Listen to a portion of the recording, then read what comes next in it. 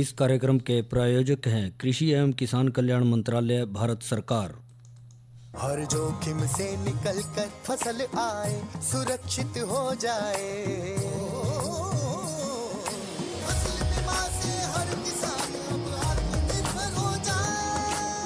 संकट के समय प्रधानमंत्री फसल बीमा योजना किसानों के लिए वरदान है। अब सूखा पड़े या बाढ़ आ जाए कोई डर नहीं, अब ओले पड़े या कीट पतंगे फसल खा जाए कोई फिक्र नहीं, क्योंकि हमने लिया है प्रधानमंत्री फसल बीमा। बुआई से फसल कटाई तक हर जोखिम का दावा, न्यूनतम प्रीमियम पर अधिकतम भुगतान का वादा। योजना से हर साल जुड़ रहे हैं 5 करोड़ से ज्यादा किसान। अब आपकी है बारी। नजदीकी कृषि कार्यालय, सहकारी समिति, बैंक शाखा, अधिकृत बीमा कंपनी या जन सेवा केंद्र में स्वेच्छा से करा सकते हैं पंजीकरण। फसल बीमा पोर्टल या फसल बीमा ऐप द्वारा भी कराया जा सकता है पंजीकरण। प्रधानमंत्री फसल बीमा योजना, आपकी फसलों का संपूर्ण सुरक्षा कवच। कृषि एवं किसान कल्याण मंत्रालय, भारत सरकार। गिरधारी भाई राम राम। वीरेंद्र भाई, आपने भी और कार्यक्रम के सभी सुनने हमारी राम राम राम। वीरेंद्र भाई जी हाँ गिरधारी भाई, कार्यक्रम किसान वाणी ऐसा कार्यक्रम है जिसके माध्यम से हमारा प्रयास रहा है कि हम भाइयाँ ने जो वो जानकारी दे सका जो समय और मौसम के हिसाब से बहुत जरूरी है। बिल्कुल सही कह रहे हो आप, क्योंकि इस समय की तो कदर करनी चाहिए। और वो कहते हैं जिस तरह काश्तकार तो न्यू भी कहते हैं कि भाई एक टाइम तो ऐसा आ जाए बुआरे का जे उस टाइम बाल लो एक किसान भाई कोई पुराना भी लग गया नहीं बांधनी है, साफा भी लग गया बांधना, समझ लो दूसरे थे पछेता हो गया। बिल्कुल, तो इसलिए उस समय की तो कदर करनी चाहिए। और उस साफे का मतलब ये था कि तो नहीं मिट लिया भाई, ये तो नहीं मिट लिया, ठीक है नहीं, तुम भी तो रह गया, हर तो रह गया भैया, यह भी बात हो जा। और यही बात पूरा बैठ के बात करना। हाँ यही बात यहाँ भी अपने के करना, के करना के अच्छा के मानसा खतर करना, के डांगरा खतर करना, और के फसला में करना। यह भी बात सही कह रहे। अच्छा गिरधारी भाई एक बात है जी, आप भी जिस तरह खेती करें अदल बदल का है, इसी तरह खाओ पिए भी अदल बदल का है। तो इब जो मौसम है नहीं जी, जाड़े का मौसम, और जाड़े के मौसम में थोड़ी सी अरे चारे की समस्या रहे। आओ जा वो समय के अनुसार बदलना पड़े, क्योंकि जी अब मौसम हिसाब से खेती नहीं करेंगे तो जी हाँ ठीक है नहीं। तो इसमें कौन कौन सी इसी हैं, जिस तरह मैंने आप जो उस में गया था, मैं बोला भाई यू के आपने आप वो केवता होते जई केवता हो साहब जई तो जमी कहते हैं। हाँ, तो वह मैंने देखा, मैंने तो कभी बोई कौन थी, लेकिन मैंने उस दिन आप देखा जाए नहीं आप जौ बोए करे थे वैसे ही। हाँ जो तुम जौ बोए थे अरगेली बरसीन बो रखी थी। हाँ या तो है कि फिर मैंने देखे भी आप डांगर खान लग रहे, दिल में मेरी भी आ गई। अच्छा मैं जब भी भाई मिला नहीं पूछूंगा ठीक है कि भी किस तरह बोए हैं, के इसका वक्त है बोने का। तो आज मैंने आप मिल गए। अच्छा तो आप तो बाट में खड़े थे। बाट में खड़े थे मैं तो भी जिस तरह भाई आवागा पूछूंगा भाई जई थे ना बोई किस तरह। कोई नहीं गिरधारी भाई कोई बात नहीं, तो आज इसी बात पर कर लें चर्चा कि हरे चारे के लिए जई की काश्त में किन बातों का ध्यान रखें। तो यह जई जो है गिरधारी भाई दूध उत्पादन का एक तो मुख्य रूप से पशुधन की नस्ल और पौष्टिक आहार के ऊपर निर्भर करे। ठीक है, जो दूध उत्पादन है हमारा, और इसके साथ साथ हमारे पशुओं की दूध देने की क्षमता जो है उसको बढ़ाने में भी इसका बड़ा योगदान रहेगा। ठीक है, और तो जिसका हाँ ये तो है ही है, क्योंकि मौसम बदलने लग रहा है इन दिनों। बोए जहाँ है जौ भी जई भी बरसीन भी सर्दियों के मौसम में बोले।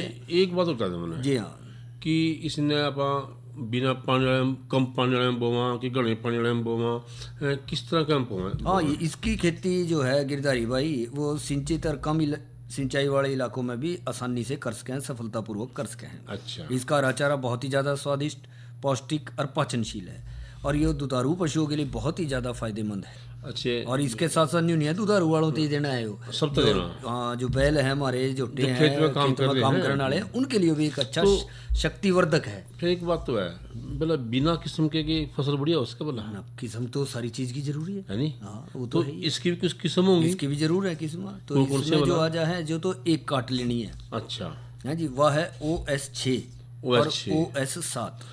अच्छा, ये ऐसी कटाई है, और इनमें ये हो जाए एक कटाई के बाद इन्हें पका भी लोगे तो दाने के रूप में मिल जाएगी इसमें जई का दाना। आप तो कैसे मान तीन काट लेनी, उसकी वो अलग किस्म है, उसकी लगी है ज्यादा कटाई वाली है उसने। वह कौन सी है? वह है HFO 114। अच्छा, और हरियाणा जई 8।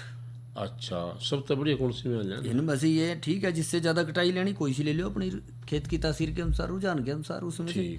और इनमें न्यू देखें जे हरियाणा जई 8 जो है ज़्यादा कटाई वाली, जब आपने पूछ ही लिया तो सबसे बढ़िया किस्म मानी जाए। कितने को जी किलो और में? पैदावार इससे ले लेंगे 240 से 260 कुंटल अरे चारे के रूप में प्रति किले के हिसाब से। एक बात बता, उसकी पत्ती किस तरह की हो? पत्ती वैसी हो जैसे ये आमू है, पर इसकी चौड़ी हो पत्ती चौड़ी पत्ती ज़्यादा जो दूसरी किस्म है उसके अपेक्षा इसकी पत्तियां थोड़ी चौड़ी होंगी। और तो दूसरा इसी क्या कटाई ले इसका? इसकी हम ले लेंगे 3 ले लेंगे कटाई, और जो अच्छी सी देखभाल करी, खाद पानी कैसे आप ठीक रखा, चौथी का भी हाथ ला उसको। चौथी काम चला दी? हाँ, काम चला गणी पर तीन तो नाम तो हो जाएंगी। चौथी में गिरधारी भाई न्यू है, जे रखोगे आप चौथी ने बाद में तो आप उससे दाने के रूप में पका लियोगे। अच्छा, तो ये 3 कटाई तो आप भी दाना हाथ ले लो? हाँ बिल्कुल, क्यों नहीं। अच्छा वीरेंद्र भाई, तो खेती की कुछ तैयारी करनी पड़ेगी इस खातर? गिरधारी भाई कमाल कर रहे यार, फसल बोनी और खेत की तैयारी ना हुई हाँ नहीं इसके लिए भी हमने रेतीली दोमट मिट्टी बेहतर है, और इसमें जो है कहीं लगा लो लवणीय मिट्टी है, सेम ज़्यादा है तो वहाँ ना बोएं। अच्छा, उसमें ना करें। और खेत की 2-3 जुताइयाँ करके अच्छी तरह से खेत ने समतल कर लियो, सुहागा लगा लियो, डले वगैरह फोड़ दियो, पहली फसल के कोई अवशेष है उन्हें खेत में अच्छे से मिला दियो, और फिर जो है इसकी बिजाई करो बस। फिर एक बात बता दो, मैंने पता है बीज कितना गिरा? हाँ मैं लगे था कहने मगर आप बीज की बात करोगे तो गिरधारी भाई बीज का भी सवाल आपने सही पूछा है, जरूरी है मात्रा भी उसकी। तो बिजाई के लिए छोटे बीज वाली किस्मों का 30 किलोग्राम, और थोड़ा जो मोटे बीज वाली है उन किस्मों का 40 किलोग्राम बीज जो है प्रति किले के हिसाब से इस्तेमाल करें।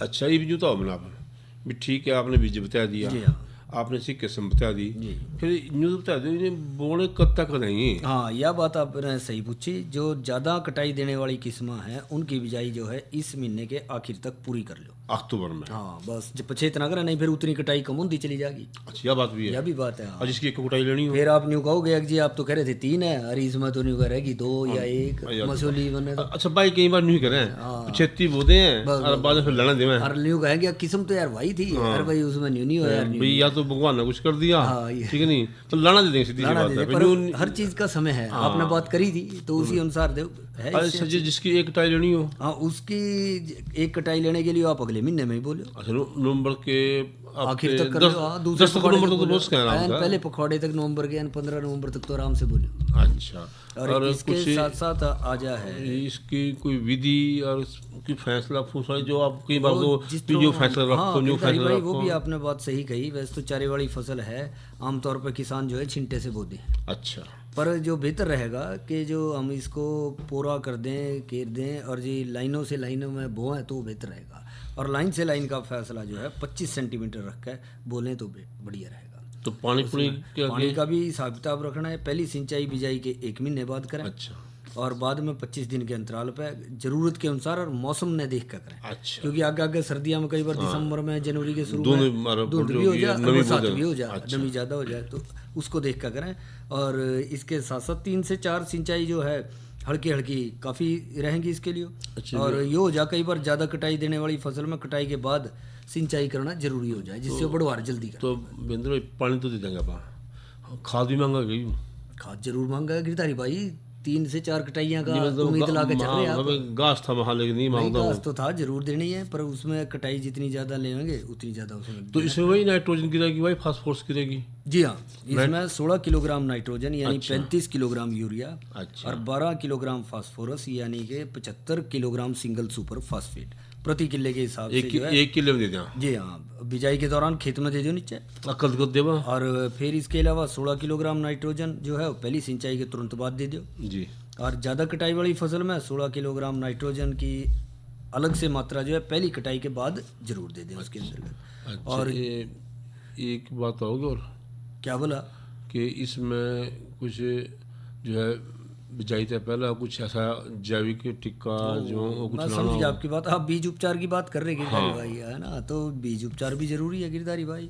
इसको एस्टोबैक्टर के टिक्के से उपचारित जरूर करें, और इससे जो यो कर लेंगे ना गिरधारी भाई 6 से 8 किलो नाइट्रोजन की बचत कर लोगे आप। अच्छा, हाँ, इससे छोटी सी पुड़िया दे देख लो जमीन की बढ़ जाएगी, ताकत और बढ़ जाएगी, उसमें आ जाएगी। तो वीरेंद्र भाई एक बात मैंने और बताइए, ठीक है? क्या बोला? तो आप जो खेती करते रहो कि आप ऐसे जो काटांगे नहीं, ठीक है नहीं, कितने दिन पीछे काट सकें? हाँ, यह भी बात आ रही है गिरधारी भाई। एक कटाई वाली फसल में तो बिजाई के 90 से 100 दिन के बाद जो है, अच्छा। जब 50% फूल आ जा तो ज़्यादा कटाई कर सकें। और ज़्यादा कटाई वाली के लिए पहली कटाई 60-70 दिन बाद, दूसरी 50% फूल आने पर कर लो, और तीसरी जो फिर अच्छी बढ़वार कर रही है, ज़्यादा चारा लेना है तो उसके अनुसार आप करते रहें। और एक बात का और ध्यान रखें, खास करके जिनसे हम ऐसी किस्म बो रहे हैं जिससे ज़्यादा कटाई ले रहे हैं हम, अच्छा। यानी कि मान लो हरियाणा JE 8 है या HFO 114 है, इनकी कटाई, या एक कटाई वाली भी है, उससे आप दूसरी कटाई लेना चाह रहे हैं तो उसमें ये करें कि नीचे से जमीन खेत में मिला कर ना काटें। अच्छा। थोड़ा सा फासला रख के काटा 8-10 सेंटीमीटर ऊपर से, जिससे उसकी जड़ों के पास उसने फूट होने का मौका मिल जाए और ऊपर ना चल पड़े। तो वीरेंद्र भाई, मैं तो आपकी बात किया समझ है, और उम्मीद है भाई सुनो थे समझ गए होंगे। जी हाँ, तो भाई ने मिला थोड़ी देर पीछे जरूर। कोरोना वायरस के खतरे से बचते हुए फसल की कटाई, बिक्री, खरीद, नई फसल की जुताई और बुआई सुरक्षित हो सकती है अगर हम लगातार हाथों को साबुन और साफ पानी से नियमित अंतराल पर धोते रहें। नाक, मुंह को मास्क, गमछे या कपड़े से ढक कर रखें। आंख, कान, नाक, मुंह न छुएं। आपस में 2 गज की दूरी बनाए रखें। मास्क और 2 गज की दूरी के मंत्र को अभी हमें छोड़ना नहीं है। फसलों की बुवाई एवं कटाई करते समय आपस में कम से कम 2 गज की दूरी बनाए रखें। फसल की कटाई करने के बाद छोटे छोटे ढेरों में इकट्ठा करें। कृषि के औजारों की समय समय पर सफाई करें। एक दूसरे के साथ औजारों की अदला बदली न करें। श्रमिकों के शौचालयों और हाथ धोने की जगह की ठीक से सफाई जरूरी है।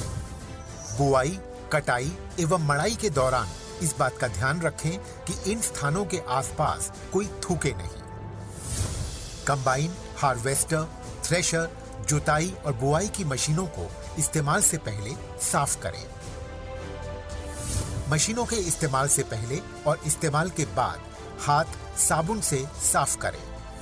वाहनों, बोरियों, थैलियों और पैकिंग के दूसरे सामान की साफ सफाई पर भी खास ध्यान दें। खरीद केंद्र पर आने से पहले किसानों एवं श्रमिकों की जांच। खरीद केंद्रों पर भीड़ न लगाएं एवं किसानों को बारी बारी से बुलाएं। गोदामों पर खरीदी हुई फसल को लेने में शीघ्रता करें ताकि किसानों एवं श्रमिकों को रुकना ना पड़े। कोरोना के खतरे से बचाव और अधिक जानकारी के लिए आरोग्य सेतु ऐप डाउनलोड करें। देश में खाद्य सुरक्षा के ये सिपाही भोजन की निरंतर उपलब्धता को सुनिश्चित करते हैं। किसान स्वस्थ रहें तभी हम कोरोना वायरस से जीत पाएंगे, आगे बढ़ पाएंगे। किसान सबल, देश प्रबल। वीरेंद्र भाई। जी हाँ गिरधारी भाई। ये न्यू बताओ, ये जो भाई बैठे नहीं अपना सामान लियो कि जब हम कुछ सुना बिल्कुल सही कह रहे हैं। जो हम पहले तो भाई ने भी क्या का मौसम के रहेगा, फिर उस सुनाइयो। अच्छा, इतना ये भी जरा नट बोल्ट कस लें। मौसम के हिसाब से अब तो ये मौसम के बारे में तो कुछ। जहाँ तक मौसम की जानकारी की बात है गिरधारी भाई, आज अधिकतम तापमान रहा 36 डिग्री सेल्सियस, न्यूनतम रहा 17 डिग्री सेल्सियस। हवा की गति रही 9.8 किलोमीटर प्रति घंटे की रफ्तार से हवाएं चली। अच्छा। और जहाँ तक कल का बात है तो कल अधिकतम तापमान 31 डिग्री सेल्सियस और न्यूनतम 19 डिग्री सेल्सियस रहने की संभावना है। और गिरधारी भाई साथ साथ ही इसकी भी कर लें चर्चा कि कल का कृषि कार्यक्रम क्या हाँ बिल्कुल। तो कल जो है चर्चा का विषय रहेगा गरीब कल्याण रोजगार अभियान।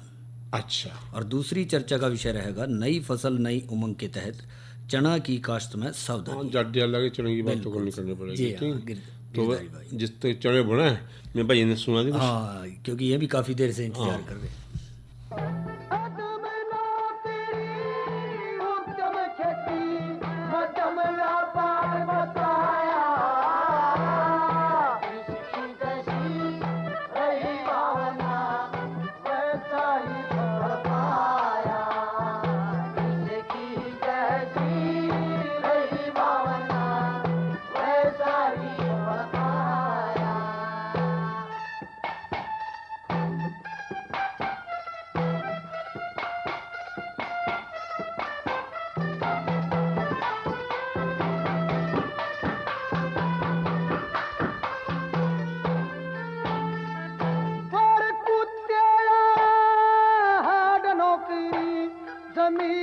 कैसे नर की, हाजी हाजी हरदम रखे नाराई पकड़ो घरे की, हाजी हाजी हरदम रखे नाराई पकड़ो घरे की।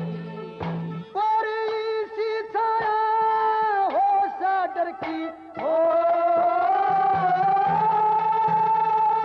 और इसी छाया हो सा डर की न काम कर मन चाया, जिसकी जैसी रही भावना वैसा ही बताया। उत्तम नौकरी उत्तम खेती मध्यम व्यापार बताया, जिसकी जैसी रही भावना वैसा ही बताया, जिसकी जैसी रही भावना वैसा ही बताया।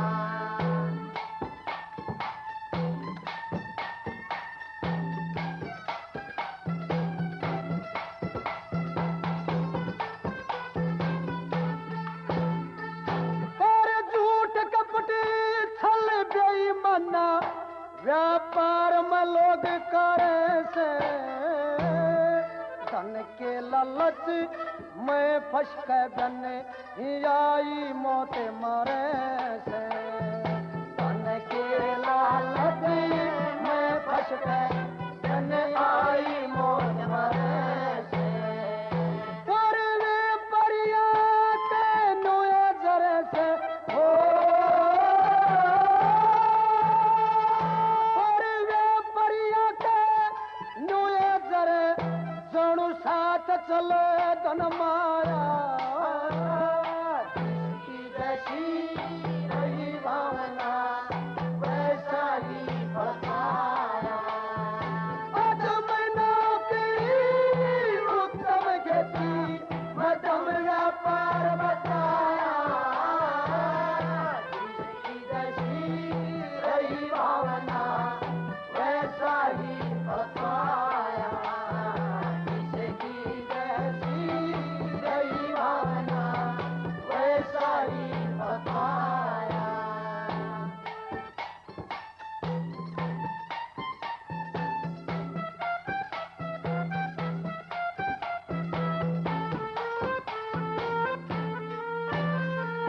और खेती की हो कष्ट कमाई हरदम रहे साथ में, मेहनत में हो सब्र शांति न शन से रह गाती में, मेहनत में हो सब्र शांति न शन से रह गाती में। और शिक्षा नीति और संस्कृति का हो,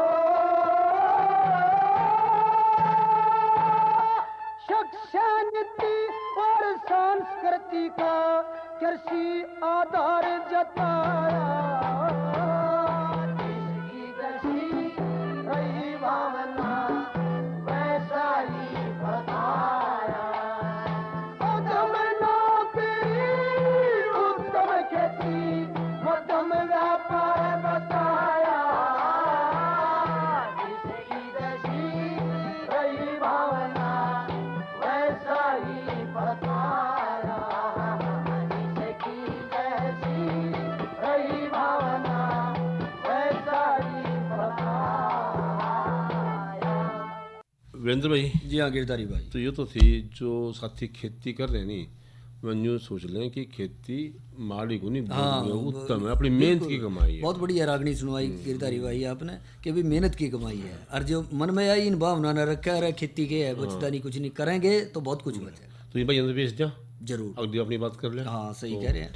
तो इब जो आप कहो थे भी बिना डांगर के तो किसानी नहीं होती, बिना डांगर की जिम्मेदारी नहीं होती, और आप डांगर खतर घास लगा दिया। जरूर सही कह रहे और वह डांगर घास खाएंगे, आज डांगर बीमार हो गए, फिर हैं। डंगर बीमार हो गए उस पर भी बात करेंगे, देखें खास करके मैसा के बारे में। हाँ, कौन कौन से उनकी बीमारी हो सकता है, क्योंकि जो न्यू देखा जाए कि भैंसों के मुख्य रोग लक्षण और बचाव के उपाय हैं, तो आप जो कहो तो इसी पे बात कर लें फिर। हाँ, जो तो कौन कौन सी बीमारी है उसके बाद मोटी मोटी सी बीमारी की बात करें। अच्छा, जिस तरह गिरधारी भाई अमूमन ये देखा जाए कि जो मान लो खनिज है ना, जो पौष्टिक आहार की हम बात कर रहे जी। थे, जो ये नहीं खुआए ना हमने तो कई तरह की बीमारियां हो जाए, जिनमें अहम है जिस तरह दूध ज्वर है जिसने मिल्क फीवर कहते हैं। अच्छा इसी तरह से एक लहू मूतना है जिसने कि हीमोग्लोबिन यूरिया कहते हैं, अच्छा या फिर यूँ कहते हैं कि फूल निकलना, अच्छा। जिसमें यूँ कहते हैं पाछा दिखाने लग जा। ठीक। इस तरह की कई तो बहुत बड़ी बीमारी है, समस्याएं हैं। पाछा की बहुत बड़ी और बीमारी है। कई बार न्यूज़ सोच रहे हैं कि ये तो कुछ नहीं हो जाएगी, ना ठीक डांगर है। मरले है। हाँ मरले, क्योंकि उसमें जो है बड़ेरी उम्र के जो डांगर है उनमें ज़्यादा देखा जाए, खासकर दुधारू पशु। तो मिल्क फीवर जिन्हें कहो था आप, जी हाँ। दूध ज्वार, इसमें थोड़ी सी ज़्यादा इसके लक्षण क्या और हैं? यो रोग जो है गिरधारी भाई, ये पशु के ब्याने के समय से लेकर 2 दिन बाद तक ज़्यादा देखा गया है। अच्छा और यो 8 दिन तक भी कई बार इसका असर देखा जाए। और यो रोग जो है कैल्शियम की कमी से हुआ है, और खास करके जो पशु ज़्यादा दूध देवे ना उनमें इसकी संभावना थोड़ा ज़्यादा रहे, अच्छा यह भी हो जाए। और जो ये बात करें इसके लक्षण की, शुरू में तो पशु में एक तरह से उत्तेजना सी काफ़ी रहेगी, चारा नहीं खाने का, जुगाड़ी बंद हो जाएगी, मांसपेशियों में अकड़न सी हो जाएगी, और जो खड़ा होगा चलने लगेगा तो डिब्बे से खा के चलेगा और गिर भी जाएगा, उसमें यो भी हो जाए। तो ऐसे शुरुआती लक्षण दिखाई देना, और बाद में जो ज़्यादा बढ़ गया फिर सुस्त होकर बैठ जाएगा, और उसकी गर्दन पीछे की तरफ हो जाएगी, पीछे ना मोड़ लेगा, ऐसा लगेगा जनो पशु जो है पीछे की तरफ देखने लग रहा है जी।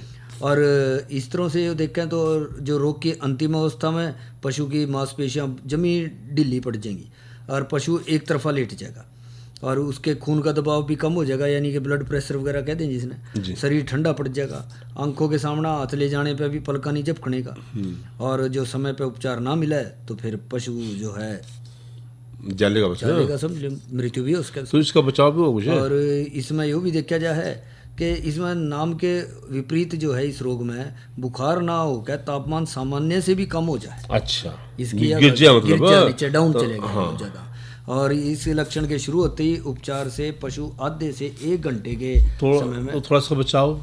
हाँ, जहाँ तक बचाव की बात कर रहे हैं तो पहली तो बात यह है शुरू में ही ध्यान दे, गर्भावस्था के 7 महीनों तक खनिज मिश्रण जरूर दे, अच्छा, और पर बाद में थोड़ा कैल्शियम ना दें, ताकि पशु का शरीर जो है संभावित कैल्शियम की कमी के लिए अपने आप को डाल ले। अच्छा।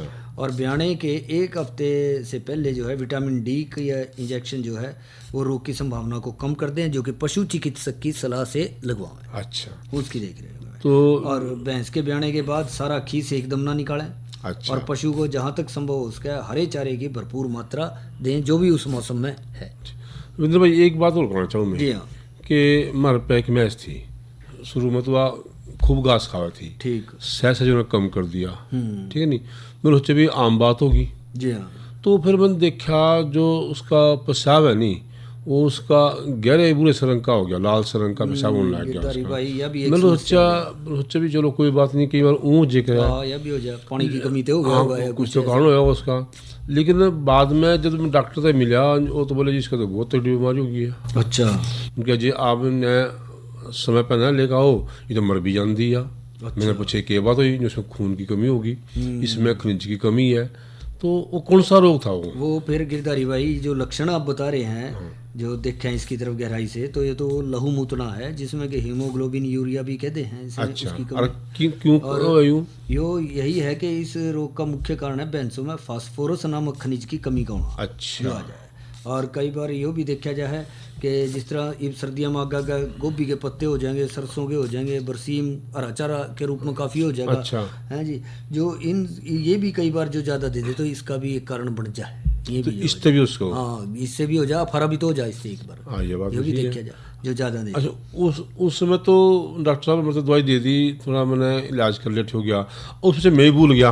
अच्छा, भी क्या करना कि, तो आपने बताओ तो भी कोई बात नहीं, भी मैंने पता, डॉक्टर साहब बोले नहीं भी उनके भी एक बारी उन्होंने पता इसका इलाज, बाकी उसने बात कर ली। अच्छा, तो गिरधारी भाई इसमें तो यही बात है कि थोड़ा सा ध्यान लेकर चलें कि शुरू में तो आपने लगाएगा कि पशु जो है चारा ठीक खा रहा है। अच्छा, और कई बार देखोगे आपके पेशाब का रंग भी बदल रहा है उसके मूत्र का, तो ये दिखता जाएगा। तो इन सारी लक्षणों को देखते हुए देखेंगे तो पशु चिकित्सक की मदद जरूर लें, जिससे कि समय पर इलाज हो सके, इसको बचाया जा सके। Sodium acid phosphate, epsilon amino capric acid, copper sulphate, vitamin C जैसी दवाइयों के जरिए जो है इसका काबू पाया जा सके, पर पशु चिकित्सक की निगरानी जरूरी है, उसकी सलाह जरूरी है। अरे एक वो गए थे भी जिस टाइम जो अपने आपकी जो मैस है नहीं जी गर्भ अवस्था में हो आगे की हो रही हो जी। तो उन्हें खनिज मिश्रण खिला दिए हो। हाँ, खनिज मिश्रण तो दें, समय समय पर जरूर दें, जिससे कि उसकी बच्चे की भी ज़रूरत पूरी हो, उसके पशु के अपने शरीर की भी ज़रूरत पूरी हो,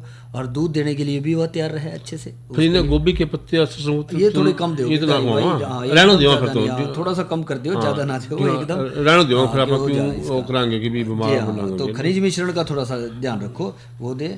और इसके साथ साथ जो आहार है उसमें जो चोकर हो जाए, छानस हो जाए, अच्छा समझे, ये जरूर दो चीजें ऐसी सी। तो इस तरह जो दोनों ये रोग हैं, एक तो मिल्क फीवर जो दूध ज्वर है, और दूसरा जो आपका इनसे बच सकेंगे, और अच्छी खुराक रहेगी, खनिज मिश्रण रहेंगे, पच्छे दिखाने की समस्या भी कम हो जाए। और उसका भी थोड़ा सा न्यू रखें, जिन पशुओं में पच्छा दिखाने की समस्या आ जाए, फूल निकलना कहते हैं, थोड़ा ऐसी जगह बंद है जहाँ खुरली की तरफ से नुआणु और पिछले हिस्से की तरफ से उठा हुआ, जिससे कि पिछली तरफ जो है उसका जोर ना पड़े बच्चे, और साफ सफाई का ध्यान पूरा रखें। और जो पच्छा दिखा रही है अपने आप जो है डॉक्टर ना बने, नज़दीकी पशु चिकित्सक की सलाह लें, जिससे कि वो अच्छे से दवाई देगा, और जो पच्छा निकल रहा है, फूल दिखा रहे हैं, वो अच्छे हाथ धो के उसके बाद उसको उसके स्थान पर स्थापित कर देगा जहाँ से। तो उम्मीद है भाई ने हमारी बात समझ आई होगी और इसका फायदा उठाएंगे। इस कार्यक्रम के प्रायोजक थे कृषि एवं किसान कल्याण मंत्रालय, भारत सरकार। अरे क्या कर रहा है? इधर इधर इधर हम बोल रहे हैं तेरे बीजू का। उतला बोल रहा है? पक्षियों से तो हम खेत को बचा लेते हैं, पर इन घातक रसायनों से कैसे बचाएं? मतलब? देख बेटा, तू जो ये अंधाधुंध रसायन मिलाता है ना, मिट्टी की सेहत बिगड़ने लगी है, और जब माटी ही कमजोर पड़ जाएगी तो उपज कैसे सेहतमंद होगी? अरे पहले ऐसा नहीं था, पूछना अपने बड़े बुजुर्गों से, कैसे फसल लहलहाती थी, शुद्धता झलकती थी। हाँ, माटी भी तंदुरुस्त और लोग भी। अरे पहली वाली बात कहाँ, पर अब तो सब यही डाले हैं। सब नहीं, आज भी लाखों जागरूक किसान परंपरागत विधि से फसल उगा रहे हैं, खर्चा कम और उपज की कीमत भी बेहतर पा रहे हैं। सच है? रे बेटे, एक्सपीरियंस से बता रहे हैं, धूप में बाल सफेद नहीं किए हैं। हाँ। ठीक है भाई, मैं भी आज से जैविक खेती शुरू करूंगा। माटी से प्रेम की परंपरा है, परंपरागत खेती। इसके गला आज का किसानवाड़ी कार्यक्रम समाप्त हुआ। कार्यक्रम के सभी सुनाने गिरदारी और वीरेंद्र भाई की राम राम।